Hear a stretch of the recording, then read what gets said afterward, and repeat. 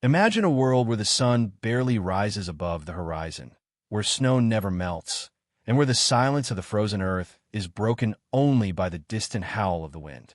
Tens of thousands of years ago, during the last great ice age, this was the world our ancestors called home. Vast sheets of ice swallowed entire continents, stretching from the poles toward the heart of the world.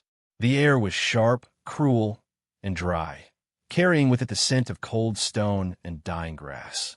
Every breath a caveman took turned instantly into mist, and every heartbeat echoed a struggle against extinction. The land was not just cold. It was alive with the presence of danger, testing the limits of every creature that dared to survive upon it. In this age of endless winter, the balance between life and death hung by a thread of warmth.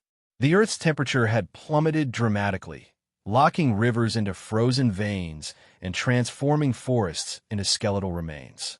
The nights were longer than memory could hold, and the days offered little mercy. For early humans, survival was not about comfort, it was about defiance. They had no houses, no woven clothing, no certainty that tomorrow would come. Yet within their bones lived an unbreakable will, a spark that refused to be extinguished by the icy breath of nature. That spark, fire, cooperation, and ingenuity, would become humanity's greatest weapon against the world's cruelest season. The Ice Age was not a single moment frozen in time, but an era of constant change and shifting despair. Glaciers advanced and retreated like slow-moving armies, reshaping the land beneath them. Valleys turned to seas of ice, and mountains crumbled under the weight of frozen giants. The animals of this time were both monstrous and majestic. Woolly mammoths with tusks like ivory scythes, saber-toothed cats with fangs built for terror, and massive herds of reindeer and bison that painted the horizon with movement. These creatures were not just symbols of strength, they were lifelines. For the caveman, each beast was a source of food, clothing, and tools. But hunting them was a test that only the brave could endure. To face such titans armed with nothing but sharpened stone was to dance with death every single day. The cold shaped everything. It dictated what could live, what must die, and who would adapt. It sculpted human evolution, forcing brains to grow sharper and hands more skillful. Tribes learned to think collectively, to plan, to remember patterns of migration and changes in the wind. Fire became not just warmth, but a memory, a ritual passed from one generation to the next. The first sparks may have come from lightning or volcanic stone, but what mattered was that humans learned to protect it, feed it, and worship it. Fire became the boundary between life and the frozen unknown. Around it, stories were told, tools were made, and hope was reborn each night. In the caves of Europe and Asia, walls still whisper the legacy of this struggle. Charcoal drawings of mammoths and hunters flicker beneath layers of ancient soot, as if painted by hands desperate to be remembered. Each drawing tells a story of survival, of men and women standing against a merciless winter, guided by instinct and courage. The caves were sanctuaries, shelters carved by nature, transformed into the earliest forms of home. Within their darkness, humans learned to master the cold, not only through fire and stone, but through imagination and unity. The flicker of flame against rock walls was more than light. It was the birth of humanity's spirit. But not all could endure. For every tribe that found a way to live, others vanished into the ice, their bones lost beneath glaciers. Nature had no pity, and the Ice Age did not negotiate. Every meal was earned through risk. Every night survived by careful planning. Those who adapted, those who learned to read the sky, track the animals, and find shelter, passed on their knowledge through generations. Survival was no longer about strength alone. It was about understanding the rhythm of nature and finding harmony within its fury. This frozen world was both cruel and magnificent. Beneath the aurora-lit skies, humans stood as small as shadows, yet carried within them the beginnings of civilization. They learned to see the beauty in the frost, the meaning in the hunt, and the power in companionship. When storms raged and snow buried their tracks, they huddled together, sharing warmth and stories. It was in those moments between fear and faith that humanity was truly forged. The Ice Age did not simply challenge our ancestors. It sculpted them into thinkers, dreamers, and survivors. As we step deeper into this story, we will follow their journey through fire and frost, through hunger and hope. We will uncover the secrets of how they built homes of bone, tamed fire as a living god, hunted giants in the snow, and read the world's signs to stay alive. The Ice Age was not just a chapter of cold. It was the crucible that defined who we are.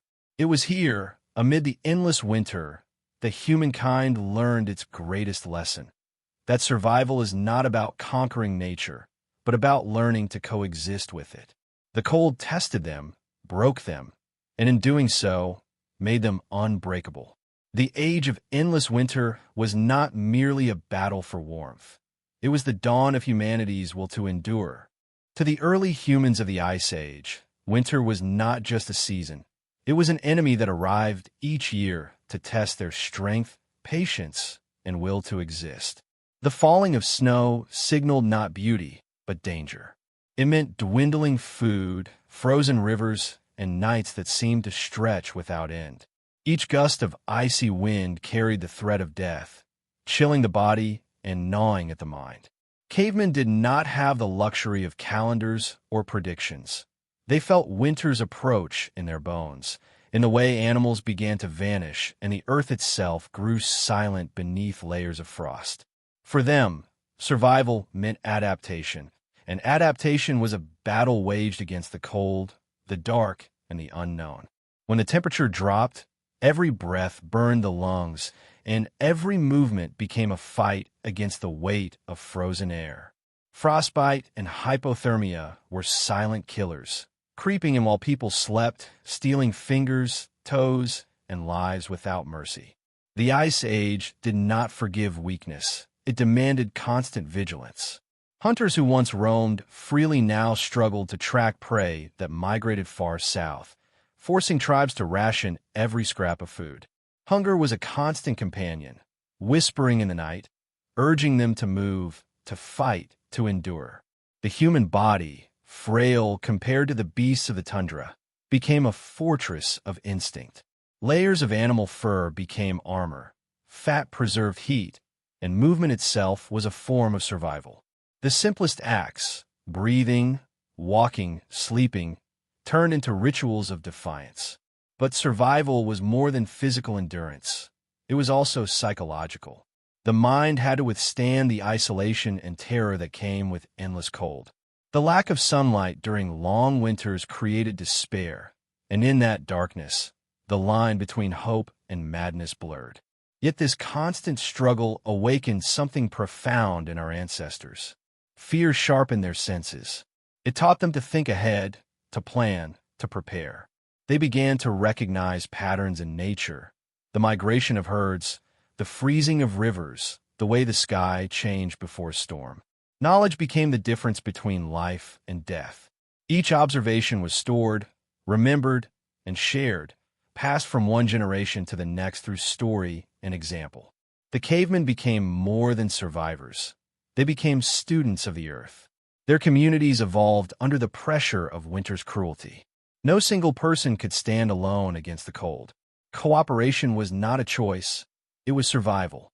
Tribes formed tight social bonds, where the old taught the young, hunters shared with families, and warmth was preserved through unity. The image of cavemen as solitary wanderers fades under the truth of necessity. They were family-bound beings who relied on each other completely. The warmth of another body during a freezing night, the shared spark of a fire, the shared portion of dried meat, all these became sacred acts of preservation. Winter forced humans to rediscover the meaning of togetherness. It was not kindness that drove them to share. It was survival, but in that necessity, compassion was born. The Ice Age shaped the human form and spirit alike. The constant exposure to cold and hunger molded stronger, more resilient bodies, but it also created thinkers and innovators. Humans learned to read the land, to carve tools that could slice through frozen hides, and to store food with care. The cold made them resourceful. They crafted needles from bone to sew tighter garments, built windbreaks from mammoth tusks, and began experimenting with insulation using moss, bark, and fur. Every invention was a small victory against death, a reminder that the mind could conquer what muscle could not. Winter became a teacher, a ruthless, unforgiving instructor that punished mistakes but rewarded intelligence. Emotionally, the Ice Age demanded courage of a kind we can scarcely imagine today. Each day might be the last, each sunrise a triumph. Fear was constant, but so was determination. Around the flickering light of the fire, families huddled and told stories, not just to entertain, but to remember, to teach, and to keep the will to live burning within. Those tales were lessons wrapped in myth, warnings carried across generations. They gave purpose to the struggle, turning suffering into legacy. To endure another winter was not simply to survive, it was to honor those who did not. It was to claim victory over a world that seemed determined to erase them. To understand what winter meant to early humans is to see the birth of human resilience. The Ice Age sculpted their bodies, trained their minds, and awakened the deep instinct for adaptation that still defines us. Every shiver, every wound, every loss taught them something vital: to observe, to innovate, and to endure. In a world where nature ruled without mercy, humans learned to bend without breaking. They learned to find warmth where none existed, within fire, within shelter, and within one another. This was the true anatomy of survival, a harmony of body, mind, and spirit forged in the coldest crucible the earth had ever known. The Ice Age did not just challenge humankind, it refined it, transforming fragile creatures into the architects of their own survival, standing defiant against the storm. When the wind screamed across the frozen plains and snow fell in blinding sheets, the caveman's greatest challenge was not hunting or finding food, it was finding warmth. Shelter was not a luxury. It was the fragile wall between life and death. In the age of endless winter, early humans began to transform their surroundings into protection. The bones of beasts became walls, hides became roofs, and caves became homes carved out of darkness. These primitive shelters were born from necessity, yet they were also the first expressions of human intelligence, proof that survival was not about strength alone, but about imagination. Every structure built in that frozen world was an act of defiance, a declaration that humanity would not yield to the cold. Caves are the first and most sacred refuges. Hidden within rocky cliffs or mountain walls, they offered natural defense against the biting wind and falling snow. Inside, early humans created microcosms of warmth and life. The flicker of fire painted shadows across rough stone, turning the walls into living tapestries of smoke and art. Here, the temperature remained stable, the air still, and the ground dry. Families slept close together, wrapped in furs, their bodies forming a single organism fighting against the chill. The darkness of the cave became a womb of survival, a silent guardian against the merciless winter outside. Yet caves were not always easy to find or safe to occupy. Some were too damp, some too shallow, and some already claimed by bears or wolves. When no cave could be found, humans had to build their own sanctuaries. That necessity sparked the birth of architecture. Using mammoth bones, tusks, and large branches, they constructed frameworks strong enough to endure fierce winds. Over these skeletons of beasts, they draped thick hides of reindeer or bison, sealing every seam with mud, moss, and snow. These dwellings, circular in shape and low to the ground, trapped heat efficiently. The bones of the dead became the bones of the home, life feeding on death in a continuous cycle of survival. Archaeological sites in Siberia and Ukraine still preserve these ghostly remains of mammoth bone huts, testaments to human ingenuity in the face of overwhelming cold. Inside, fires burned in shallow pits, and smoke escaped through carefully carved openings. Warmth gathered in the air, and for the first time, the concept of home was born. Not just a place to sleep, but a place to live, plan, and dream. The act of building shelter was more than construction. It was a ritual. Each piece of material had meaning. The bone of a mammoth symbolized strength and endurance. Animal skins carried the spirit of the hunt. When early humans built, they built with respect for the creatures that gave them warmth. The process tied them to the natural world in a cycle of gratitude and survival. Even the snow itself, once feared as a symbol of death, became an ally. Packed snow provided insulation, muffling the howling wind and keeping precious heat inside. In regions where wood and bones were scarce, humans sculpted snow shelters, primitive ancestors of the igloo, proving that adaptation could turn even the coldest element into protection. To survive winter, they learned not to fight nature, but to shape it into something that could sustain them. Inside these shelters, life took on new rhythm. Fire crackled softly, meat smoked slowly above the flames, and the scent of warmth filled the air. Children played near the hearth while elders mended tools or carved new ones. The walls became a world of their own, a sanctuary against the endless white void beyond the entrance. It was here that language evolved, that teaching began, and that culture was born. Shelter provided more than physical protection. It created time. Time to rest, to think, to plan the next hunt, and to dream. In the safety of their handmade homes, early humans began to imagine beyond survival. They carved symbols into bones, painted the walls, and spoke to the fire as if it were alive. The shelter became the birthplace of thought itself. But even within these havens, danger lingered. The smallest mistake, a spark on dry hide, a weak frame collapsing under snow, could end in disaster. Winter was relentless, and every shelter had to be maintained constantly. The men gathered more hides and reinforced walls, while women and elders tended fires and sealed cracks. Every family became an unspoken team, their survival dependent on unity. In this constant labor, humanity learned something profound. The strength of many could overcome the fury of nature. The warmth of one fire could protect a tribe, but the cooperation of that tribe could build a fortress against extinction. Through centuries of cold and struggle, these shelters evolved from mere hideouts into symbols of civilization. They represented the first step toward the homes we know today, the earliest expression of humanity's instinct to create order out of chaos. The shelters of the Ice Age were not grand or permanent, but they were powerful in their purpose. Each one was a testament to the human will, a fragile bubble of warmth in a frozen world, a reminder that creativity could conquer even the cruelest environment. When the storm howled outside and snow buried the earth, early humans huddled inside their bone and hide shelters, hearts beating in rhythm with the fire's glow. In that rhythmic warmth, the foundation of humanity was laid. The knowledge that even in the harshest storm, we can build something that endures.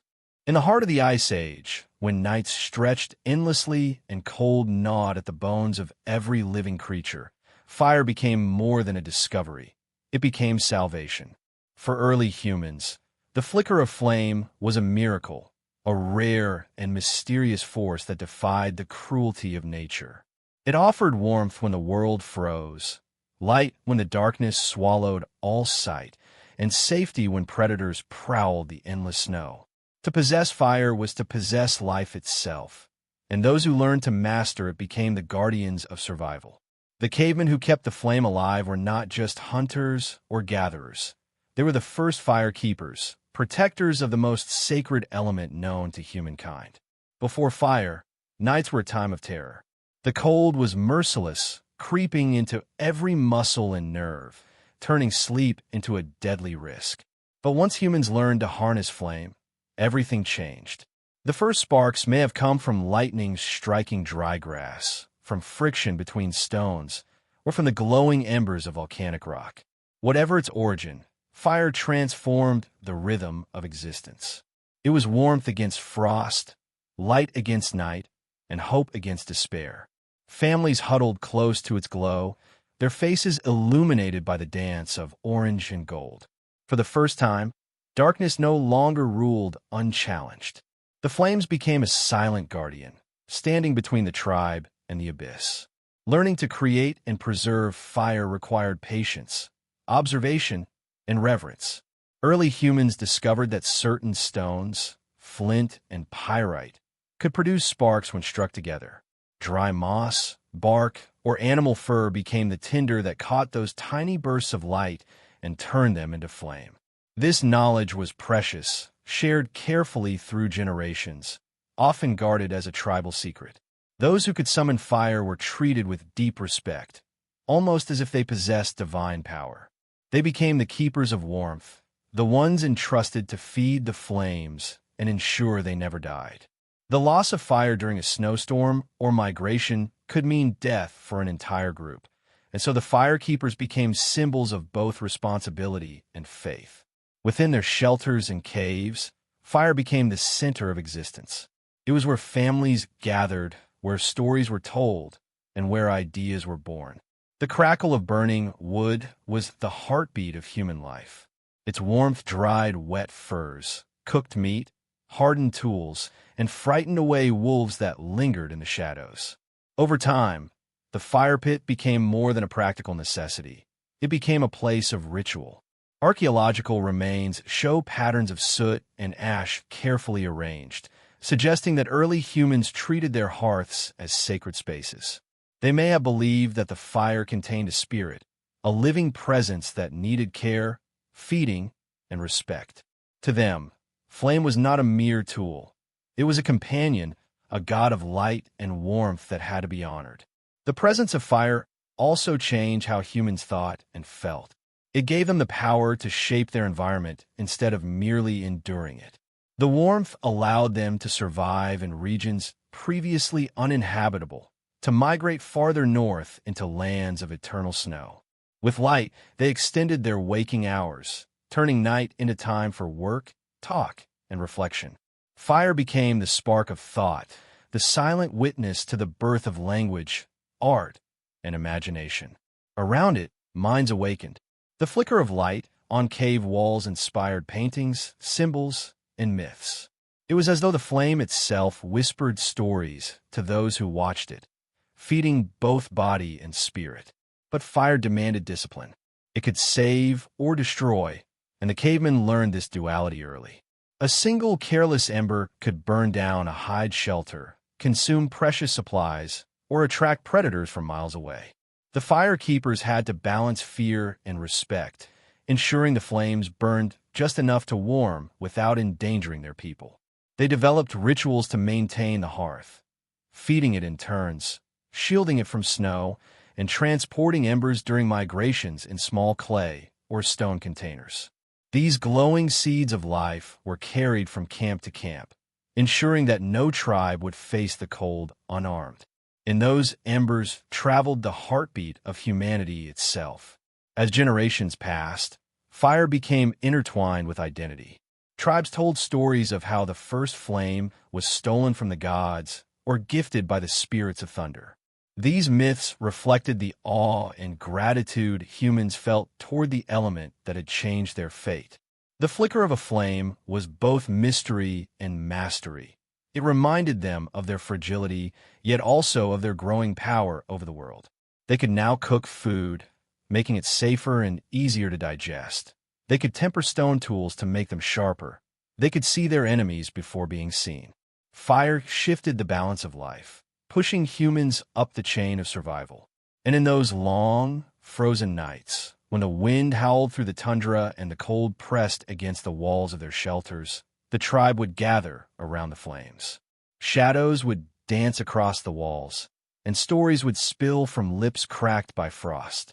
In those stories lived memory of hunts, of lost loved ones, of the endless struggle against the cold. Fire became the keeper of these stories, its flicker matching the rhythm of human voices.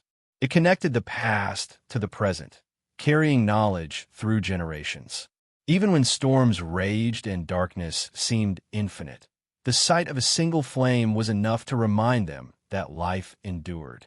The mastery of fire was not just a technological leap. It was the moment humanity took control of its destiny. It marked the turning point between fear and dominance, between reaction and creation. The fire keepers of the Ice Age were the silent architects of civilization. Their steady hands preserved not only the flame that warmed their people, but also the metaphorical flame of human endurance. Each spark struck in the frozen night was a declaration that humanity would not vanish into the cold. The fire was their answer to the universe's indifference, their proof that even in a world of ice and death, warmth could still exist, crafted by their own hands, guarded by their own will. Across the frozen plains of the Ice Age, survival was written in footprints, deep impressions in the snow that led to either life or death. For the cavemen, every hunt was a war, every step a gamble against the elements and against the beasts that ruled the land. To eat was to survive, but to hunt meant facing creatures far larger, stronger, and deadlier than themselves. The cold world offered no mercy. If a hunt failed, hunger crept in like a disease, stealing energy, clouding judgment, and eventually taking lives. But the humans who roamed this frozen earth were not mere prey. They were thinkers, tacticians, and silent predators who learned to read the snow as if it were a map written by nature itself. The hunt was not chaos. It was a ritual of patience, observation, and courage. The Ice Age was home to giants. Mammoths, woolly rhinoceroses, and herds of bison moved like living storms across the tundra. Saber-toothed cats prowled the edges of forests, and enormous cave bears slept within mountain shadows. Against these titans, early humans seemed fragile, armed only with sharpened stones, bone-tipped spears, and their ability to plan. But what they lacked in strength, they made up for in unity and intellect. The hunters of this era understood their prey better than we can imagine. They studied migration routes, the direction of the wind, and the patterns of the snow. They knew how to approach from downwind so their scent would not betray them, how to follow the faintest trail left by hooves, and how to recognize the difference between the tracks of a wounded animal and one still strong enough to fight.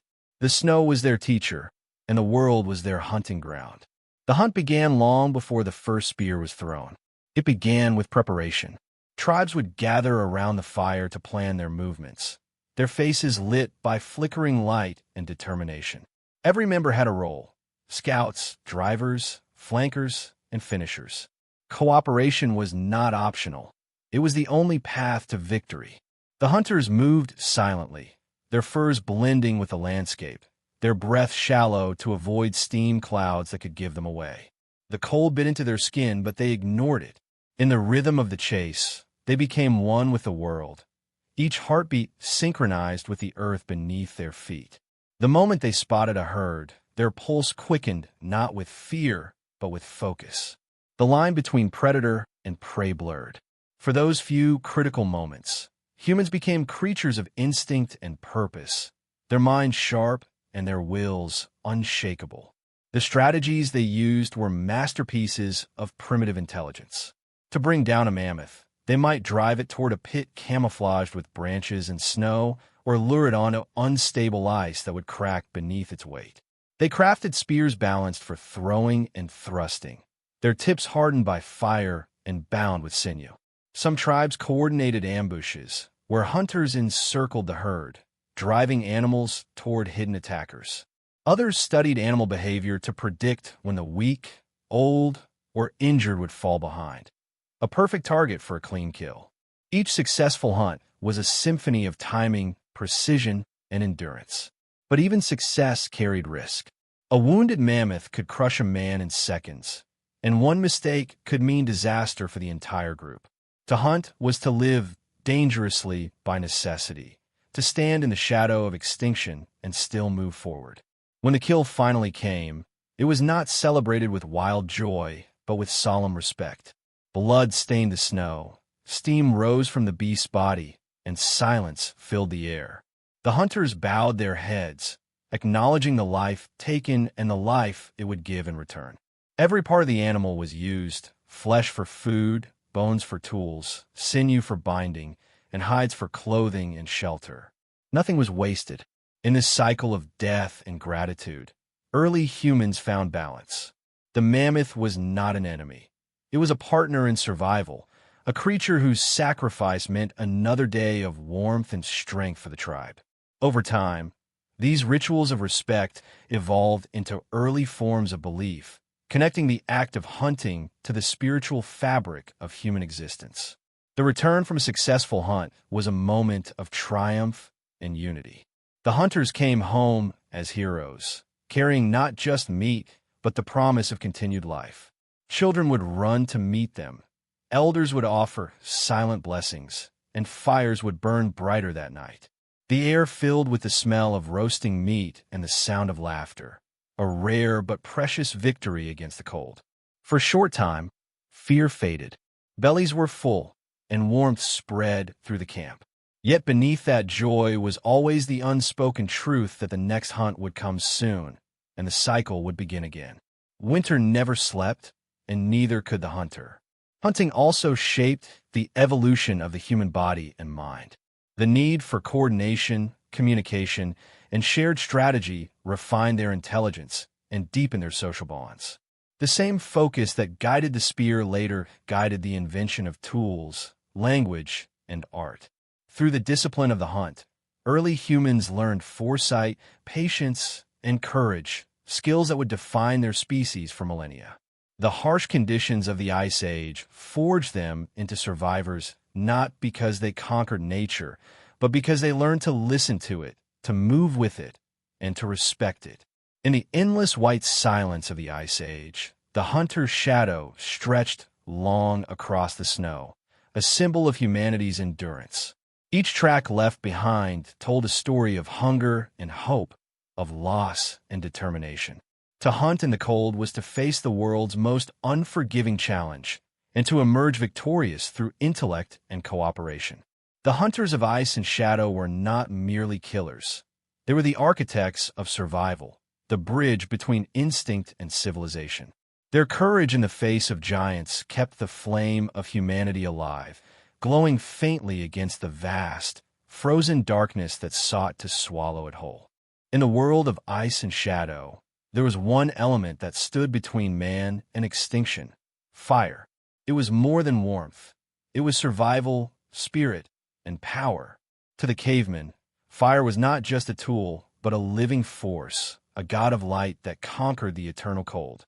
The world around them was cruel and frozen, yet within a ring of flames, there was life, safety, and community. Fire transformed everything it touched. It hardened spears, cooked meat, and lit the darkness that once belonged to predators. It became a heartbeat in the night, pulsing through the camps of early humans. The flicker of a single flame could mean the difference between life and death, between despair and hope. And so, fire became sacred, a bridge between earth and sky, a symbol of mastery over nature itself. The process of creating fire was an act of devotion and ingenuity. Long before they learned to strike flint against steel, early humans discovered that friction could awaken sparks from wood and stone. It demanded patience, focus, and rhythm, rubbing two sticks together until smoke rose like a prayer. The first time fire burst into being, it must have felt like witnessing magic. It hissed, cracked, and danced, a spirit born from effort and need. To keep that flame alive through wind and snow became the tribe's most important duty. Some carried embers wrapped in dried moss from one camp to another, shielding them like infants against the cold. Others learned to protect their fire pits with stone walls, to block out the winter's breath. Each tribe had its own method, its own ritual for nurturing this divine ally. Around the fire, the story of humanity changed. The dark, silent nights that once belonged to predators now became moments of unity and imagination. Families gathered close, sharing warmth, food, and tales of the hunt. Shadows flickered on the cave walls, and from those shadows came the first whispers of art and myth. Fire allowed them to cook meat, unlocking more nutrition and fueling the growth of their brains. It hardened wooden tools and cured animal hides, making them stronger and more resistant to decay. Fire became the workshop of civilization, the birthplace of invention. It gave humans control over their environment, allowing them to migrate further, survive longer, and think deeper. In its glow, they began to dream of more than just survival. They began to dream of mastery. But fire was a double-edged gift. To harness, it was dangerous. To lose, it was fatal. A single gust of wind, a snowstorm, or a careless hand could extinguish what had taken hours to build. Without fire, the cold crept in swiftly, stealing life from both body and spirit. There were nights when tribes huddled together in darkness, praying for morning light, knowing that the cold could claim them before dawn. The fear of losing fire was as real as the hunger in their bellies. Some believed that fire was alive, that it needed to be fed, watched, and respected. They treated it as a member of the tribe, a guardian whose anger could destroy just as easily as its kindness could save. When lightning struck a forest and ignited a blaze, they saw it as the god's fury, a warning and a gift all at once. Through time, rituals formed around fire. The act of lighting it became sacred, often performed by the elder or shaman of the group. They would whisper chants, strike stones, and breathe life into glowing embers until flame bloomed like dawn in the darkness. These ceremonies were not superstition. They were survival wrapped in reverence. Fire was life, and life was fragile. The tribes knew that without it, their strength, courage, and hope would vanish. So, every night, before sleep, they tended their flames, feeding them with wood, bones, or dry grass. The last person to sleep watched the fire as a sentinel, ensuring that when morning came, the flame was still alive. The sound of crackling would become the music of endurance, echoing through centuries of human struggle. Fire also changed how humans interacted with the world. It gave them power over beasts that once ruled the night. Wolves, cave lions, and bears avoided the glow, their instincts warning them of danger. The humans, once the hunted, became the protected. The light carved out safe zones in a world that offered none. It was a wall against fear, both physical and spiritual. And within that wall, they began to evolve, not just in body but in thought. Firelight revealed more than safety. It revealed reflection. It illuminated faces filled with curiosity, stories passed through generations, and the first sparks of language and culture. The flame was not only burning wood, it was burning ignorance, lighting the path toward humanity's awakening. As generations passed, the mastery of fire spread like the fire itself, tribe to tribe, valley to valley. It became a symbol of progress, a sign that humans were adapting, learning, and thriving where other creatures perished. The skill to control fire became an inheritance, a legacy passed down from elders to the young. To know how to make fire was to carry the essence of survival itself. When families migrated, they carried fire with them, glowing embers hidden in shells or horn containers. Even in death, fire held meaning. It purified, transformed, and connected the living to the spirit world. It became part of every story, every ritual, every act of defiance against the endless winter. And so, in the frozen vastness of the Ice Age, fire stood as mankind's eternal companion, a fragile miracle that burned against the impossible cold. The cavemen did not worship idols of stone or sky. They worshipped the flame that lived beside them, that spoke in crackles and whispers, that gave warmth to the heart and courage to the soul. In the light of their fires, the darkness of extinction was held at bay. For as long as the flame burned, hope lived. And in that simple truth, humanity found its greatest strength, the will to endure, to rebuild, and to rise again, no matter how deep the winter grew. When the world outside was buried under sheets of ice and howling winds tore through the plains, the cavemen turned to the art of shelter, a skill as vital as hunting or firemaking. In an age when cold could kill faster than hunger, a home was not just a place to rest, but a fortress against extinction. These early humans learned that survival began with walls, barriers that could block the wind, trap heat, and offer safety for both predators and the elements. Each shelter was a story written in stone, bone, and hide, shaped by the land and the wisdom of those who refused to surrender to the cold. The Ice Age tested every instinct they possessed, and through trial and endurance, they built sanctuaries that carried the promise of life. The first shelters were humble, carved from necessity. In the earliest days, caves served as nature's gift, a ready refuge from blizzards and beasts. The flicker of firelight within their depths turned cold darkness into warmth, echoing with the sound of crackling flames and soft breathing. Families would cluster together, wrapped in animal furs, as smoke curled upward and stories passed from elder to child. But caves were not always kind. Some were damp, filled with the stench of decay, or already claimed by predators like cave bears. To find one that was safe meant salvation. To lose one could mean death. Over time, humans began to shape the earth itself, carving alcoves, reinforcing walls with stones, and creating barriers at cave mouths to keep the warmth in and the danger out. What began as survival slowly evolved into craftsmanship, a dialogue between human ingenuity and the raw elements of nature. Yet not all tribes had caves to rely on. Many roamed open tundras or forested plains where stone walls did not exist. These nomadic clans turned to bones, the remains of the great beasts they hunted. Mammoth ribs became archways, skulls became walls, and hides became roofs. A single mammoth could provide not just food and tools, but the skeleton of a home. The construction of a bone shelter required strength, patience, and vision. Large bones were driven into the frozen ground, lashed together with sinew and rope made from twisted fibers.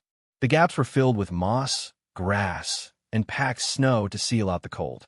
Over this frame, layers of animal hide were stretched tight, creating a warm cocoon amid the frozen world.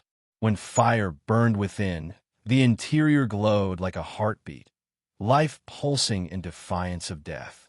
These shelters stood as proof of humankind's adaptability, a blend of brutality and brilliance born from desperation. Inside these shelters, warmth was more than physical, it was emotional. The space became the center of family, connection, and memory. The walls, though rough and primitive, held the laughter of children and the whispers of parents planning the next hunt. In those moments, surrounded by fur and firelight, humanity took its first steps toward what we now call home. It was not luxury, but belonging, a shared protection against the merciless cold. The fire's smoke darkened the ceilings, and bones hung as tools and trophies, each carrying its own tale of struggle and triumph. Outside, the wind screamed across the ice. Inside, the world was small, fragile, and filled with warmth. These shelters became the womb of civilization, places where ideas, language, and compassion were quietly nurtured. Building such dwellings demanded not only physical effort, but also knowledge of the environment. The cavemen studied the wind, the angle of sunlight, and the patterns of the snow. They learned to place their shelters near water but far from flood zones, near forests for wood, but high enough to avoid predators. They understood insulation before the word even existed, layering materials, creating double walls, and designing entrances that curved to block wind. Some even built community clusters, with several shelters arranged around a central fire pit, allowing shared warmth and protection. These clusters formed the earliest villages, where survival transformed into social connection. The bond between people and place deepened, laying the foundation for the first human settlements. Still, the threat of collapse or exposure was ever present. A storm could rip apart a hide roof in minutes. An animal attack could shatter the illusion of safety. Rebuilding became a constant cycle, an act of resilience repeated generation after generation. Each reconstruction was an improvement, a small step forward in understanding how to fight nature with knowledge. Through this repetition, early humans honed their engineering instincts. They began using stone rings to anchor structures, discovering the insulating power of snow walls, and even experimenting with underground burrows. Every adaptation was born of observation and necessity, and every success carried the memory of past failure. To the cavemen, a shelter was not merely a structure, it was a living symbol of hope. In the vast, frozen silence of the Ice Age, it was the one place where warmth and humanity gathered together. Outside lay darkness, hunger, and death. Inside flickered light, food, and the murmur of voices. These shelters were the first architecture of emotion, built not just to protect bodies but to preserve souls. They were the wombs of survival, where love, fear, and memory intertwined beneath the crackling song of fire. In time, the skills that began with bones and hides would evolve into huts, cabins, and houses, but the essence remained unchanged, the human need to create space against chaos. The shelters of the Ice Age were the first blueprints of civilization, drawn not on paper, but in the frost and blood of endurance. And though millennia have passed, the instinct they represent still burns within us. The eternal desire to find warmth, to build safety, and to turn wilderness into home. In that primal act of shelter building, humanity declared its quiet rebellion against extinction and won. In the frozen silence of the Ice Age, when snow buried the earth and rivers turned to glass, the search for food became a battle against time itself. The cavemen lived in a world where hunger was a constant companion, an invisible predator that struck faster and harder than any beast. Every meal was a triumph, every mouthful a victory carved out of an unforgiving wilderness. The winter months stripped the land bare, plants withered, game migrated, and the sun hung weak in the sky. In this white desert, survival meant creativity, endurance, and an intimate understanding of the rhythm of nature. The cavemen could not afford waste or mistake. They learned to think like the animals they hunted and to see opportunity where others would see only death. In the heart of the Ice Age, food was not just sustenance, it was destiny. Before winter came, preparation was essential. The hunters and gatherers planned months in advance, storing what little they could from the brief summer bounty. They dried strips of meat over open flames, smoked fish along riverbanks, and buried caches of fat and marrow deep beneath the frozen ground. These hidden stores became treasure during the long nights of winter. But no matter how carefully they planned, the supplies rarely lasted the season. When the winds began to howl and the snow thickened, the hunt resumed, not for sport, but for survival. Small game like hares, foxes, and birds became critical targets, while fishing beneath the ice offered fleeting hope. The cavemen crafted hooks from bone and nets from sinew, breaking through frozen surfaces with sharpened stones. Each catch was a miracle, each success a moment of borrowed time. Their diet was shaped by both necessity and adaptation. Meat was the foundation, rich in fat and energy that fueled their bodies through the relentless cold. Mammoth meat, though rare and dangerous to obtain, could feed a tribe for weeks. Reindeer and bison were more common, their herds providing meat, hide, and bone. The cavemen also became scavengers, following predators to carcasses and taking what was left behind. It was not pride that guided them, it was survival. Even a marrow within bones was precious, boiled into broth to extract every drop of nourishment. They ate organs, fat, and blood, understanding instinctively that these parts contained the strength they needed. Nothing went to waste. To waste was to die. Foraging did not end with the first frost. It transformed. Beneath the snow, roots and tubers still clung to life, and certain berries could be preserved in ice. The women and elders, keepers of botanical knowledge, knew where to dig and how to identify edible plants even in the dead of winter. They stored nuts, seeds, and herbs inside pouches made of skin. Their knowledge passed through generations like sacred secrets. Mushrooms dried in autumn were ground into powders for stews, and frozen berries became rare delicacies, shared sparingly during celebrations. The balance between hunting and foraging sustained them, each half of the tribe's effort complementing the other. It was a fragile balance, but one that kept humanity alive through centuries of frost. Cooking, too, became an act of survival and culture. Fire transformed raw flesh into warmth, unlocking more energy and making food safer to eat. The smell of roasting meat within a bone-and-hide shelter was more than a comfort. It was a reminder of victory over nature. They learned to render animal fat into tallow, which could be used not only for cooking but for light and preservation. Bones were cracked open for marrow, skins were used as storage, and sinew was woven into ropes to hang meat away from scavengers. The act of cooking united families, forging early forms of ritual and gratitude. Before each meal, some tribes would honor the animal spirit, whispering words of thanks into the smoke. It was not religion as we know it. It was respect, a recognition of the fragile contract between hunter and hunted. There were also moments of desperation, times when food was too scarce and the tribe had to rely on cunning and endurance. They learned to follow wolves and observe their hunting strategies, sometimes stealing from fresh kills before the predators returned. They tracked migrating herds across dangerous terrain, risking frostbite and exhaustion to secure a single kill. In the harshest winters, some tribes turned to bone flour, grinding animal bones into dust to mix with fat and snow, creating crude but edible paste. Others chewed leather to extract any remaining nutrients. These acts were not of choice, but of necessity, proof of the relentless will to live. Every bite, however small, was a defiance of death. Food was more than survival. It was identity. The sharing of a meal around a fire marked the difference between tribe and stranger, life and loss. Children learned early how to skin animals, dry meat, and recognize safe plants. The knowledge of where to find food became the inheritance of generations, passed through stories, gestures, and rituals.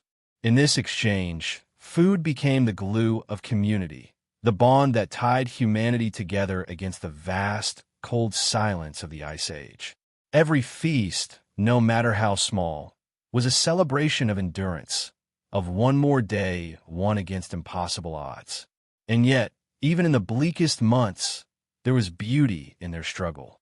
The glow of fire reflected on frozen meat, the smell of cooked fat mixing with smoke, and the quiet satisfaction of a full belly in the midst of endless snow. These moments reminded them that they were still alive, still fighting, still human. Their resilience carved a legacy written not in words but in instinct, the art of survival through hunger, cold, and time. To find food when the world slept under ice was to declare that life would not yield to death.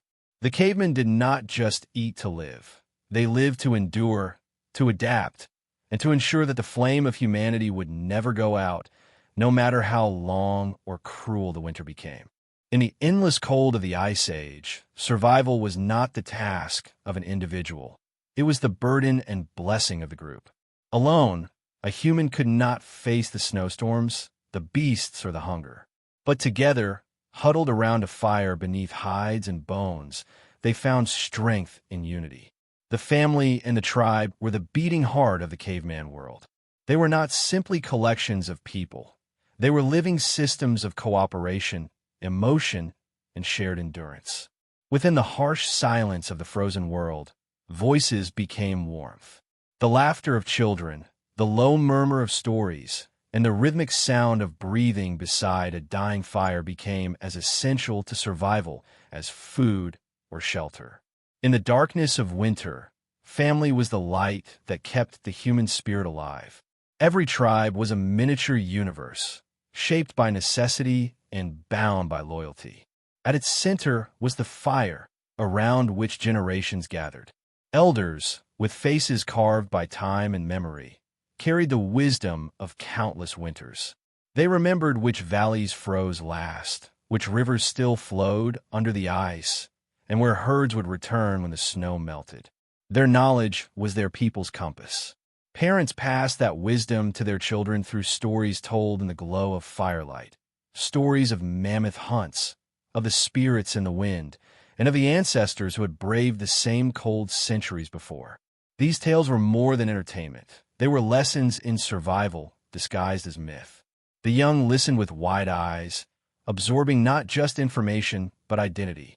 In a world without written words, storytelling became the first form of education, and memory was their library.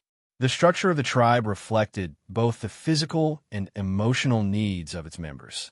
Each person had a role, a purpose that contributed to the whole. The hunters risked their lives to bring back food. The gatherers searched for roots and herbs. The toolmakers shaped bones and stones, and the caretakers tended to the young and old. Cooperation was not a virtue, it was law. A tribe that did not share, that did not protect its weakest, would not survive a single winter. Within that balance of duty and dependence, humanity's first sense of morality was born. Fairness, empathy, and sacrifice became instincts as natural as hunger or fear. They discovered that survival was not just about strength, but about trust. The bonds within the tribe were deep and emotional. Love was expressed not in words, but in actions, in the sharing of food, in the mending of a fur cloak, in the silent touch of reassurance during a storm. Death, too, brought them closer. When a member of the tribe died, the loss was not forgotten. It echoed in every heart. Some buried their dead within the walls of their shelters, believing their spirits would continue to watch over the living. Others carried small bones or teeth of loved ones as talismans, reminders that no one was ever truly gone. Grief and memory became intertwined with ritual, giving rise to the first sparks of culture and belief. In the frozen world, family was more than blood. It was continuity, the thread that wove their existence into the fabric of time. Communication evolved within these family circles. Before language took full form, gestures, grunts, and expressions carried meaning. The raising of a hand, the flicker of an eye, the tilt of a head, these subtle signals spoke of danger, hunger, or affection. Around the fire, however, something new began to emerge. The rhythm of sounds, repeated and refined, turned into primitive language. It was born from necessity, but grew from connection. Words became the glue of cooperation, allowing tribes to plan hunts, warn of threats, and share knowledge. The birth of language was not just a tool. It was a revolution of thought. It turned survival into collaboration and emotion into expression. The first conversations are not about philosophy or power. They were about staying alive, staying together, and keeping the fire burning through the long night. Within the warmth of their shelters, life took on moments of joy despite the hardship. The children played with carved bones and painted rocks, mimicking the hunts of their parents. Laughter echoed through the camp, brief but bright against the wind outside. These were the moments that reminded them why they fought to survive, not just for themselves, but for those they loved. The tribe celebrated small victories, like the return of the sun after long darkness or the birth of a new child. These moments became rituals, marking the passage of time and strengthening the bonds between them. Every smile, every shared glance, every gesture of care was an act of defiance against the cold that sought to erase them. But family was not without struggle. Resources were scarce, and tension often brewed in the shadow of survival. Rivalries, jealousy, and exhaustion tested the unity of the tribe. There were times when groups fractured, when some left to find new lands or escape conflict. These separations were painful but necessary, forming the roots of migration and the spread of humanity across continents. Yet even in division, they carried the same values of kinship, respect, and collective endurance. Wherever they went, they built new fires, told the same stories, and taught the same lessons, that survival was never a solitary act, but a shared promise. Through countless winters, the bonds of family and tribe evolved into the foundation of human society. Around those primitive fires, humans learned the first meanings of belonging, sacrifice, and love. They learned that together, they could endure what alone would destroy them. The warmth they created was not only from flames, but from one another. In that unity lay their greatest strength, the ability to face the vast and merciless world as one. The tribe was not merely a group of survivors. It was the first form of civilization. And in the flicker of their firelight, The blueprint for all human connection was born, a silent vow that as long as they stood together, the cold would never truly win. When the night was long and the snow howled across the plains, the fire became more than warmth. It became a mystery. Its flickering light seemed alive, its dance both beautiful and strange. To the cavemen who huddled around it, the fire was a friend, a guardian, and sometimes a god. It consumed wood and breathed smoke. It gave life and took it away. In its glow, the first seeds of belief began to grow. They could not explain the world around them. The thunder that split the sky, the death that came without warning, the strange dreams that visited them in sleep. So they gave meaning to the unseen.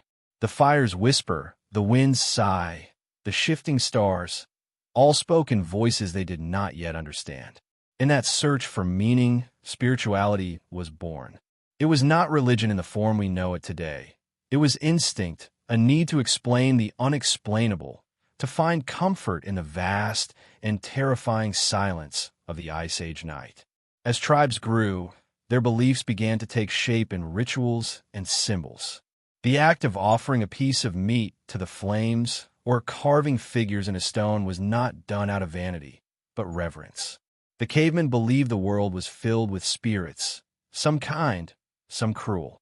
The spirits lived in the rivers, the mountains, the sky, and the bones of the earth. To survive, one had to respect them. Fire was treated as sacred because it gave light in the darkness and kept death at bay. Before a hunt, tribes might gather around it, raising their hands toward the sparks as if sending prayers into the air. These gestures carried no formal words, yet they were filled with emotion, with the desperate hope that nature would favor them one more time. When they returned victorious, they would offer thanks to the flames, believing the spirits had guided their spears. Thus, every act of survival became a conversation between the living and the unseen. The dead held a special place in their beliefs. Death was mysterious and final, yet somehow they felt it was not the end. They saw life leaving the body like smoke rising from the fire, vanishing from sight, but not from existence.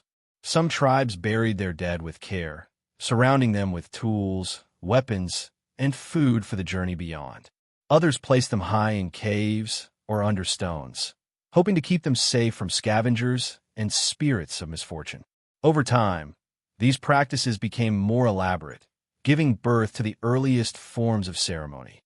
Grief turned into ritual, and ritual became a way to heal, to remember, and to make sense of loss. Through burial, they honored not just the individual, but the cycle of life itself.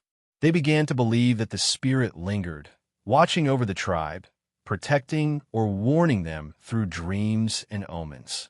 Death, once a cold and terrifying mystery, became a doorway to something greater. Their art became another expression of belief. On the walls of caves deep underground, far from the light of day, they painted animals, handprints, and symbols that pulsed with meaning. These paintings were not random. They were prayers made visible. Each stroke of ochre or charcoal was a wish for abundance, a plea for safety, a record of gratitude. The caves themselves became temples, echoing with whispers and torchlight. To step inside one was to enter the heart of the earth, where the boundary between the living and the spiritual world blurred. Perhaps they believed the animals they painted carried power, that by depicting them, they could call upon their strength. Or perhaps they simply sought to preserve the memory of what they feared and admired. Whatever their purpose, those ancient images stand as proof that belief was not born from comfort, but from struggle. Faith was their answer to fear. As their minds grew more complex, so did their imagination. The cavemen began to see patterns in the world around them, the phases of the moon, the return of the sun, the movement of the stars. They noticed that the seasons changed in cycles, that life and death followed rhythms too precise to be random. From these observations, they built stories.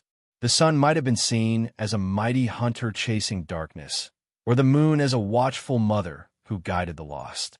Every sound in the wilderness had a meaning. Every shadow held a presence. These myths gave order to chaos and turned the terrifying vastness of nature into something familiar. Around the fire, elders told these stories again and again, their voices weaving magic through the smoke. The young listened and learned, not just about survival, but about wonder. The world, though harsh, was also sacred. Music, too, played its part in this awakening of the spirit. The rhythmic beating of stones, the hollow echo of bones, the whistle of wind through reeds. These sounds became the first songs. Perhaps they mimicked the heartbeat of the earth or the calls of distant animals. Whatever their origin, these melodies brought tribes together, their bodies swaying, their voices rising into the night. It was celebration, prayer, and communication all at once. The dance around the fire became a bridge between body and spirit, between the known and the unknown. Through movement and sound, they reached towards something beyond themselves, something eternal. In time, belief shaped every part of their existence. It dictated when to hunt, how to mourn, and what to fear. It gave them rules, purpose, and unity. The myths carried moral lessons, teaching courage, humility, and respect for life. Even when they did not understand the world, they learned to live in harmony with it. The fire that had once been a mere tool became a symbol of the divine, a reminder that within the cold, something greater always burned. It was in that glow that humanity found its first sense of soul. The cavemen, though primitive by our measures, had already discovered what it meant to believe, to look beyond the visible world and trust in something unseen. Their faith, raw and wordless, was the first spark of the eternal flame that still burns within us today. Deep inside the dim caves, where light barely touched the walls, the first artists of humanity left their marks. With hands smeared in red ochre, black charcoal, and yellow clay, they painted animals that roamed their world: the bison, the mammoth, the deer, the bear. Each image was more than decoration. It was a message, a memory carved into time. In those silent chambers, surrounded by the smell of smoke and stone, communication transcended words. The cavemen who could not yet speak in structured language found a voice through symbols. Every line carried intent, every stroke a story. To paint was to speak to the spirits, to teach the young, to remember what could so easily be forgotten in the harsh rhythm of survival. Art became their first language, a bridge between the past and the future, between humans and the unseen forces of the world. It is easy to imagine the moment when one of them first placed a hand against the wall and blew pigment around it, leaving behind a perfect silhouette. That print was not only proof of existence, it was a declaration: I was here. In a world where life was fragile and fleeting, this act was profound. The handprint was both identity and immortality. And so, generation after generation, the walls filled with these echoes of human presence. Some handprints were small, belonging to children who had just begun to understand the mysteries of life. Others were large, perhaps from hunters or elders whose time was ending. Together, they created a silent chorus of lives once lived, preserved for tens of thousands of years. The caves became the first archives of humanity, holding stories no voice could tell and no words could capture. The animals depicted were often those that sustained or threatened them. Mammoths with curved tusks, bison mid-charge, horses in motion. Each painting revealed both admiration and fear. These creatures were powerful, mysterious, and deeply connected to survival. By drawing them, the cavemen may have believed they were capturing part of their essence, calling upon their spirit for strength or success in the hunt. Some researchers believe these drawings were part of ritual magic, a way to influence the outcome of future hunts. Others think they were lessons for the young, visual guides, showing which animals were prey and which were predators. Whatever the reason, the art reveals intelligence, creativity, and emotion. It shows that the cavemen were not mindless brutes. They were thinkers, dreamers, storytellers. Carvings and engravings, too, held meaning. Stones, bones, and antlers were etched with lines, spirals, and dots. At first glance, these markings seem random, but patterns emerge, perhaps calendars tracking the moon, records of hunts, or abstract symbols representing life and death. Each groove cut into the surface was intentional, an early form of data preservation in a world without writing. Over time, these abstract marks began to evolve into recognizable forms, precursors to symbols that would later become alphabets. What began as art slowly transformed into communication, a way to share knowledge across generations. It was here, in the shadows of caves and the cold of the Ice Age, that human expression found its eternal form, the desire to be understood. The process itself was sacred.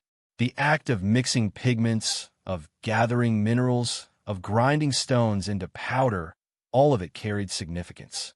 The artists would travel far to find the perfect colors, risking their lives in the wilderness. Red ochre, symbolizing life and blood, was the most prized.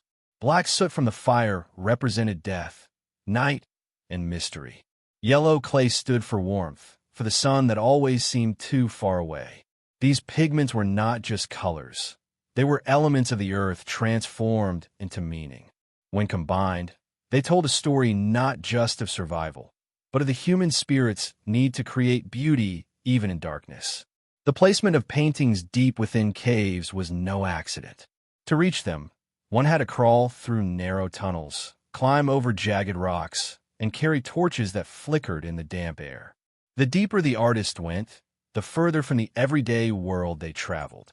This descent was symbolic, a journey into the heart of the earth, a meeting with the spirits that dwelled within. The flicker of firelight on the walls made the painted animals appear to move, to come alive.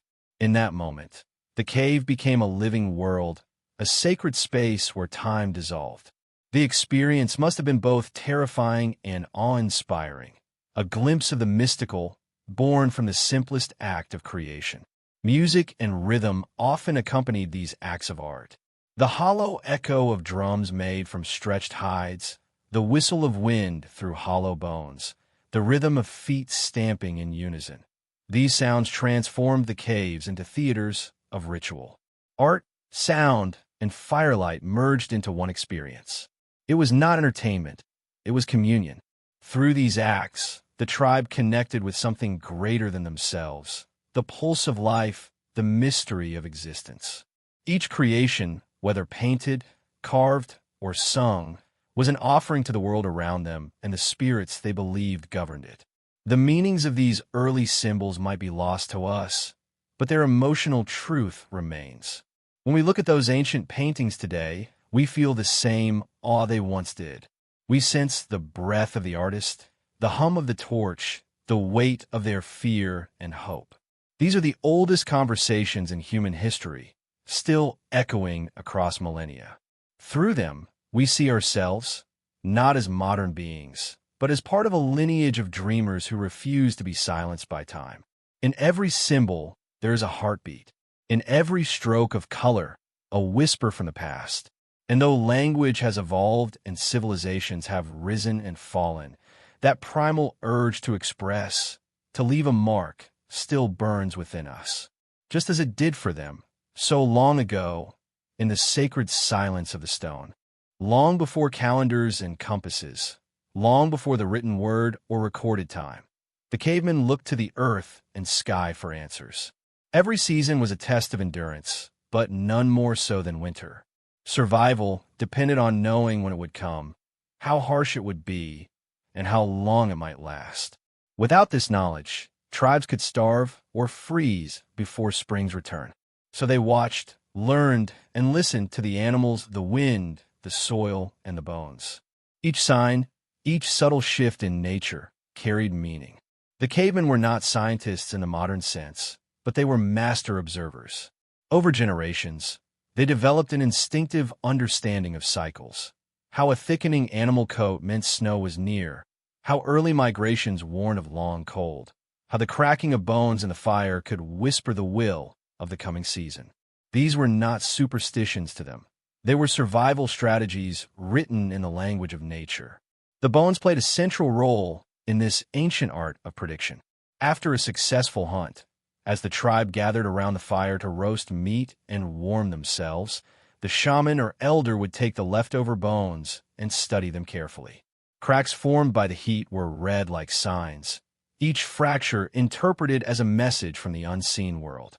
This practice, known millennia later as pyromancy, was among humanity's earliest forms of divination. But to the cavemen, it was not magic. It was a way to interpret the forces that governed life and death. If the bones split cleanly, it meant the winter would be mild. If they shattered violently, it foretold storms and scarcity. The tribe would then adjust their behavior accordingly, storing more food, thickening their shelters, preparing for migration. In this way, belief and observation intertwined, forming a system that balanced intuition and experience. The night sky was another teacher. Far from the smoke and glare of civilization, the heavens blazed with countless stars. To the cavemen, these lights were not distant suns. They were living things, spirits, or ancestors watching from above. The patterns they formed, the slow wheel of constellations, became a map of time. Over generations, they noticed that the stars shifted with the seasons. The rising of certain clusters meant that cold was near. Their fading marked the return of warmth. The moon, too, was a clock. Its phases told them when tides would shift, when animals would breed, and when the earth would begin to freeze. The elders, who spent long nights staring into the darkness, became the keepers of this cosmic knowledge. They carried in their memories a living calendar written in light. When they spoke of the stars, it was with reverence, as if reciting the words of gods. Animal behavior served as another guide. Before the first frost, the cavemen noticed the way birds flew lower, the way deer grew restless, and the way wolves howled longer into the night. They learned that when rabbits dug deeper burrows and bears grew fatter, winter would be cruel. Even insects gave signs. When the ants sealed their tunnels early or bees vanished sooner than usual, the cold would arrive quickly. To modern minds, these may seem like simple observations, but to the cavemen, they were part of a sacred pattern. Nature did not lie. It only needed to be read correctly. And those who could read it held power, the power to prepare, to lead, to protect. These watchers became the tribe's wise ones, their guidance as vital as fire or food. Over time, these predictions took on ritual form. Before the first snow, the tribe might gather at dawn or dusk to perform small ceremonies. The shaman would burn animal bones, listen to their crackle, and scatter ashes to the wind, whispering words to the spirits of the season. Hunters would place carved stones or antlers facing north, offering them to the cold. Women would weave furs tighter around children, humming old songs believed to keep evil frost away. The air would be heavy with both fear and hope.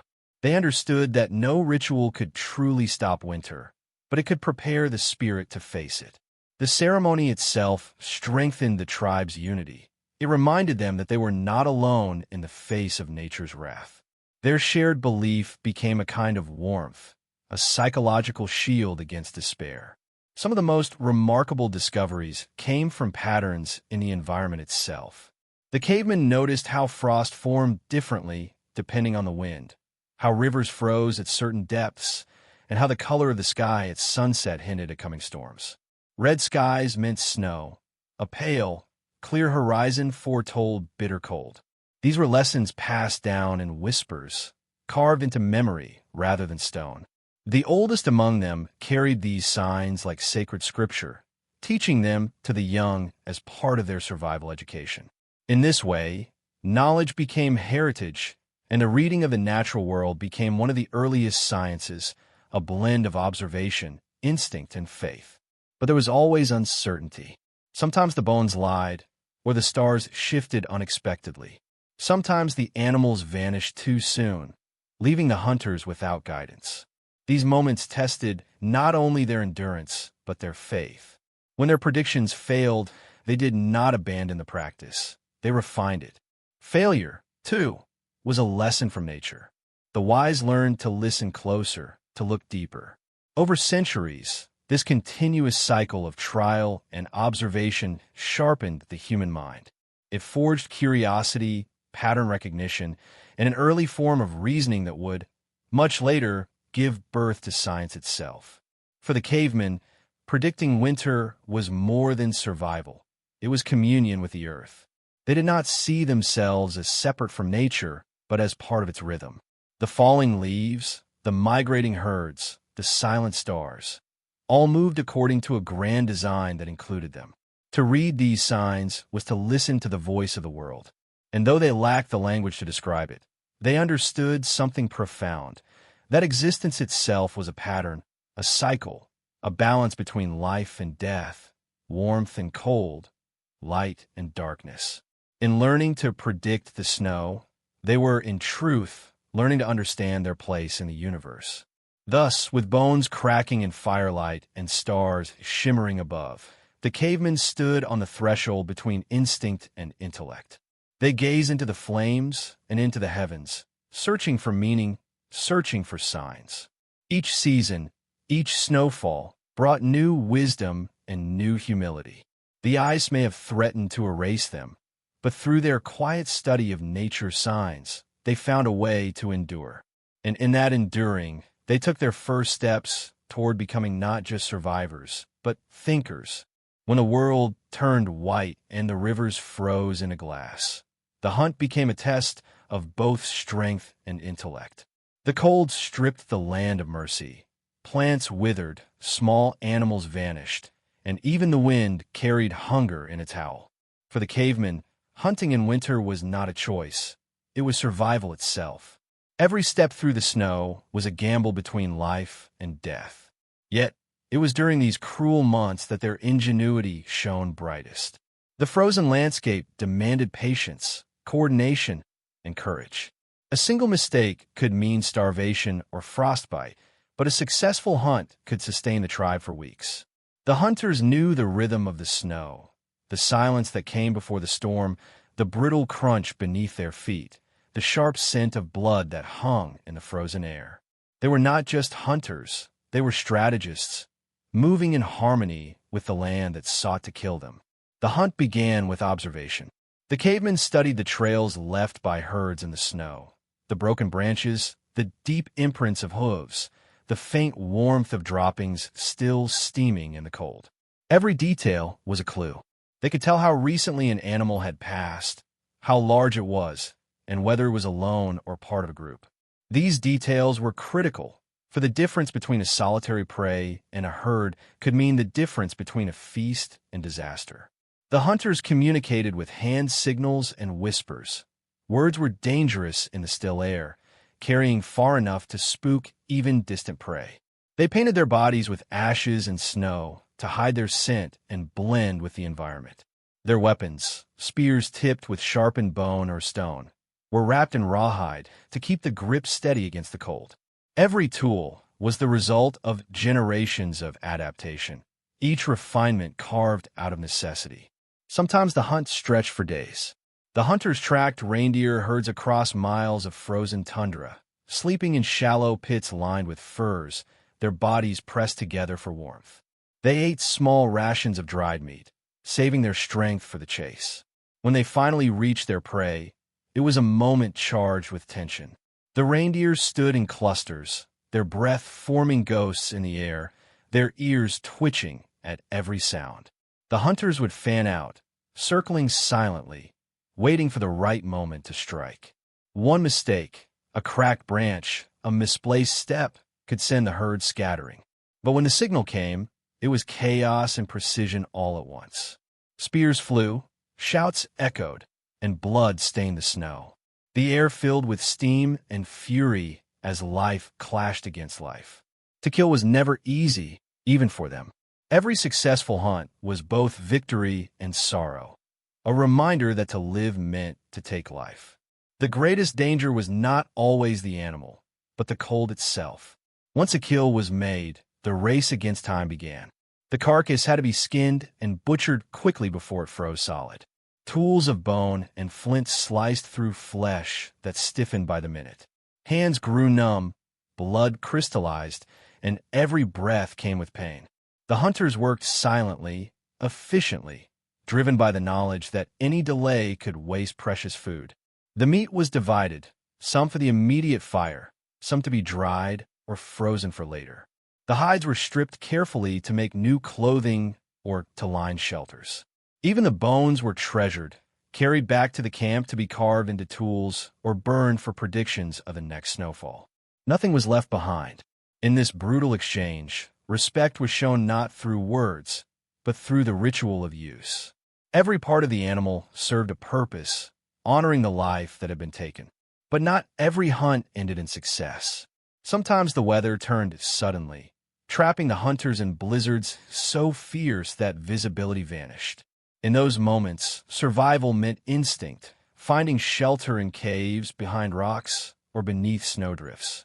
They huddled together, sharing body heat, whispering prayers to the fire spirits they carried in their minds.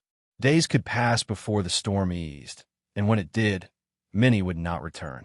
Those who survived carried both pride and grief back to the tribe. The hunt was a shared burden. Every loss was felt by all. The women and elders would meet the hunters with solemn faces, knowing before words were spoken what the outcome had been. The community understood the price of every meal. The lives of both beast and man paid for it. Back at camp, the kill was celebrated. Fires burned bright, and the tribe gathered in gratitude. The hunters recounted their struggle in low, rhythmic tones, turning the day's events into a story that would be told for generations. These stories were not mere entertainment, they were lessons. Each tale carried wisdom about tactics, courage, and respect for the natural order. The children listened wide-eyed, learning that survival was not only about strength, but about patience, cooperation, and humility. The hunt, in all its danger and glory, was the foundation of their culture. It bound the tribe together through shared struggle and reward. As centuries passed, the techniques evolved. Spears became more aerodynamic, traps more intricate, and cooperation more precise. Hunters learned to drive prey toward cliffs, to use fire and smoke to corral animals, and to set snares in narrow valleys where escape was impossible. They became masters of the terrain, reading snow and shadow like an open book. Yet, despite all progress, they never lost the sense of reverence that accompanied the act of the hunt. Every strike of the spear was a reminder of balance, that for one to live, another must die. In that understanding lay the roots of empathy, the first glimmer of moral awareness in humankind. In the frozen hunt, we see the rawest form of human endurance. The cavemen were not mindless killers. They were participants in a vast, cyclical relationship with the earth. They faced the wilderness not as conquerors, but as students. Each hunt was a lesson in humility, each success a fragile reprieve from hunger. Through the blood and the snow, through loss and triumph, they learned the most important truth of all. Survival was not merely a fight against nature. It was a partnership with it. And as they lifted their faces to the gray sky, breath rising like smoke, they carried within them the unyielding spirit that would one day shape the destiny of all mankind. When the storms raged and the land turned to ice, survival was no longer just about the hunt. It was about togetherness. Inside the crude shelters made of stone, wood, and bone, families gathered close, bound by necessity and love. The fire burned at the heart of it all, its glow casting long shadows that danced across the walls. Around that flickering light, the cavemen found their greatest strength, not in muscle or weapon, but in unity. The hearth was their world, a fragile island of warmth in an endless sea of cold. It was where food was shared, stories were told, and lives intertwined. Outside, the wind screamed with cruelty, but inside, laughter and murmurs softened its rage. In those simple gatherings, the foundation of human society began to take shape.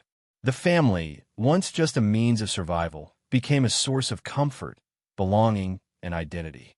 Shelter was the first layer of protection against the elements, but it was also the first expression of home.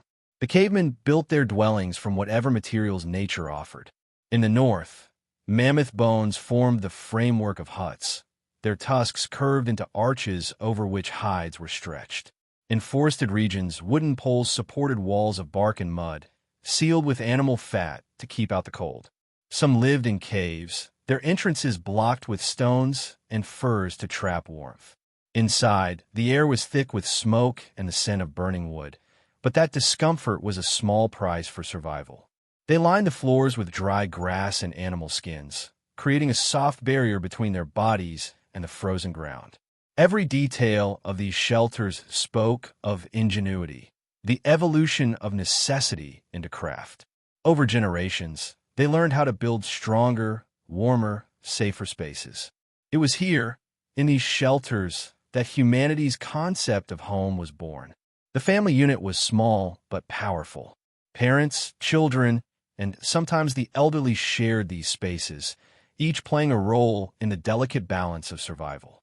The men hunted and built, their days spent in danger and exhaustion.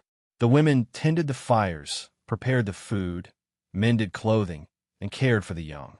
Their labor, though quieter, was no less vital.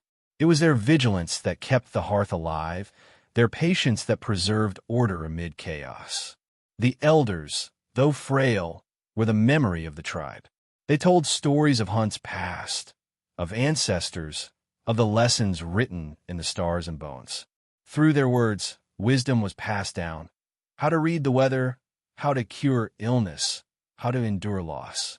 Around a fire, these stories became both education and entertainment, stitching generations together with threads of shared history. Children were the heart of hope. In a world where death was constant, their laughter was proof that life persisted. They learned early how to gather wood, how to track prints in the snow, how to shape flint into tools. Play was their classroom, curiosity their teacher. The adults watched them with a mix of pride and fear, knowing that each child carried the fragile future of the tribe. Every small success, a snared rabbit, a properly tied knot, was celebrated as a victory for all. But the harshness of life spared no one. Illness, accidents, and the cold took lives without warning.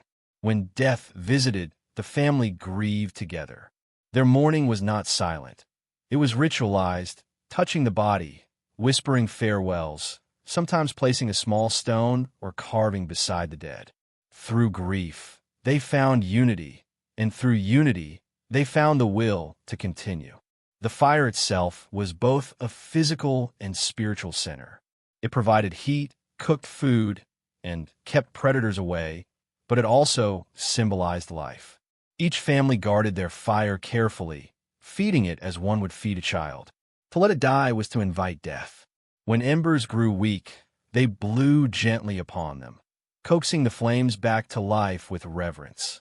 Fire was more than survival. It was identity. Tribes could be recognized by how they tended their flame, by the rituals surrounding it, by the way they arranged stones around their hearth. Sometimes, a small ember from a main fire was carried with them during migration, wrapped in bark or moss, ensuring continuity from one home to the next. That ember was not just warmth, it was memory, community, and spirit combined. As winter deepened, the bond between family members grew stronger. Outside, there was no mercy, only inside did kindness exist. They shared everything: their warmth, their food, their fears. In the darkness, they learned to listen to one another, to comfort the weak, to trust. Disagreements were few. Survival left no room for pride. Cooperation became instinct, and empathy evolved as a necessity. When one fell ill, the others stayed close, keeping watch, tending wounds, offering warmth. In helping each other, they discovered something profound: that the strength of one was the strength of all. This was the dawn of compassion, the quiet birth of morality forged in fire and frost. Evenings were sacred. As the last light of the day vanished behind the snow, families gathered in silence. The crackling fire spoke for them. Sometimes, an elder would tell tales of the great hunt or the first fire, while others listened, the orange glow reflecting in their eyes. In those moments, imagination replaced fear. The world outside faded, and within those humble shelters, the earliest form of storytelling flourished. Through story, they preserved knowledge, comforted hearts, and gave meaning to suffering. These tales, passed down for thousands of years, would one day evolve into myth, religion, and history. But here, they were simply survival woven into words. In the rhythm of these long winters, something extraordinary happened. Family became more than a group of survivors. It became the foundation of humanity. Love, though wordless, existed in every gesture. A shared meal, a repaired cloak, a comforting touch in the night. Compassion was no longer an accident. It was evolution. The cavemen learned that survival was not just a battle against nature. It was a bond between souls. And so, in the warmth of the fire, with the storm raging outside and the stars hidden by snow, they found something that would define them forever: the power of togetherness. From that warmth, civilization itself would one day rise. Across the frozen plains of the Ice Age, survival was written in footprints, deep impressions in the snow that led to either life or death. For the cavemen, every hunt was a war, every step a gamble against the elements and against the beasts that ruled the land. To eat was to survive, but to hunt meant facing creatures far larger, stronger, and deadlier than themselves. The cold world offered no mercy. If a hunt failed, hunger crept in like a disease, stealing energy, clouding judgment, and eventually taking lives. But the humans who roamed this frozen earth were not mere prey. They were thinkers, tacticians, and silent predators who learned to read the snow as if it were a map written by nature itself. The hunt was not chaos. It was a ritual of patience, observation, and courage. The Ice Age was home to giants. Mammoths, woolly rhinoceroses, and herds of bison moved like living storms across the tundra. Saber-toothed cats prowled the edges of forests, and enormous cave bears slept within mountain shadows. Against these titans, early humans seemed fragile, armed only with sharpened stones, bone-tipped spears, and their ability to plan. But what they lacked in strength, they made up for in unity and intellect. The hunters of this era understood their prey better than we can imagine. They studied migration routes, the direction of the wind, and the patterns of the snow. They knew how to approach from downwind so their scent would not betray them, how to follow the faintest trail left by hooves, and how to recognize the difference between the tracks of a wounded animal and one still strong enough to fight. The snow was their teacher, and the world was their hunting ground. The hunt began long before the first spear was thrown. It began with preparation. Tribes would gather around the fire to plan their movements, their faces lit by flickering light and determination. Every member had a role: scouts, drivers, flankers, and finishers. Cooperation was not optional. It was the only path to victory. The hunters moved silently, their furs blending with the landscape, their breath shallow to avoid steam clouds that could give them away. The cold bit into their skin, but they ignored it. In the rhythm of the chase, they became one with the world, each heartbeat synchronized with the earth beneath their feet. The moment they spotted a herd, their pulse quickened not with fear, but with focus. The line between predator and prey blurred. For those few critical moments, humans became creatures of instinct and purpose, their minds sharp and their wills unshakable. The strategies they used were masterpieces of primitive intelligence. To bring down a mammoth, they might drive it toward a pit camouflaged with branches and snow, or lure it onto unstable ice that would crack beneath its weight. They crafted spears balanced for throwing and thrusting, their tips hardened by fire and bound with sinew. Some tribes coordinated ambushes, where hunters encircled the herd, driving animals toward hidden attackers. Others studied animal behavior to predict when the weak, old, or injured would fall behind. A perfect target for a clean kill. Each successful hunt was a symphony of timing, precision, and endurance. But even success carried risk. A wounded mammoth could crush a man in seconds, and one mistake could mean disaster for the entire group. To hunt was to live dangerously by necessity, to stand in the shadow of extinction and still move forward. When the kill finally came, It was not celebrated with wild joy, but with solemn respect.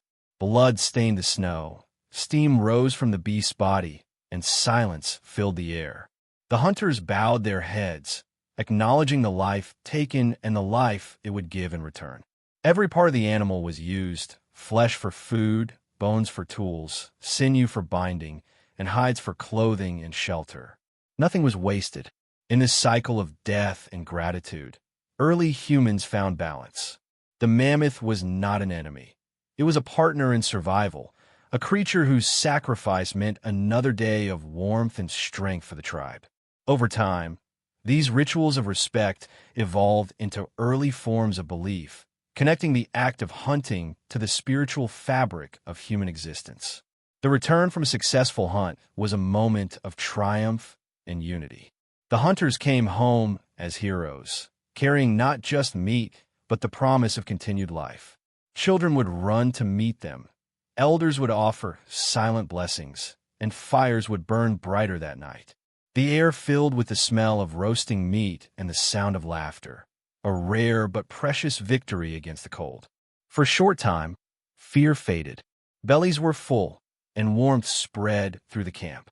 Yet beneath that joy was always the unspoken truth that the next hunt would come soon, and the cycle would begin again. Winter never slept, and neither could the hunter. Hunting also shaped the evolution of the human body and mind. The need for coordination, communication, and shared strategy refined their intelligence and deepened their social bonds.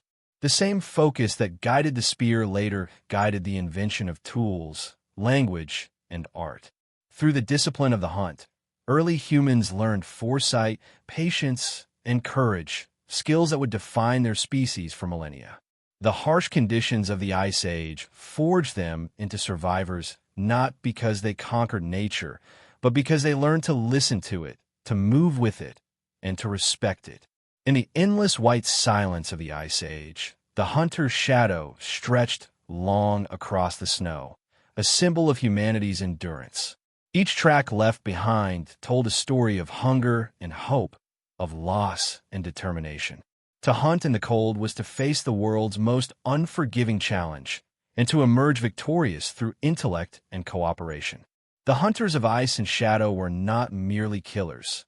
They were the architects of survival, the bridge between instinct and civilization. Their courage in the face of giants kept the flame of humanity alive, glowing faintly against the vast, frozen darkness that sought to swallow it whole.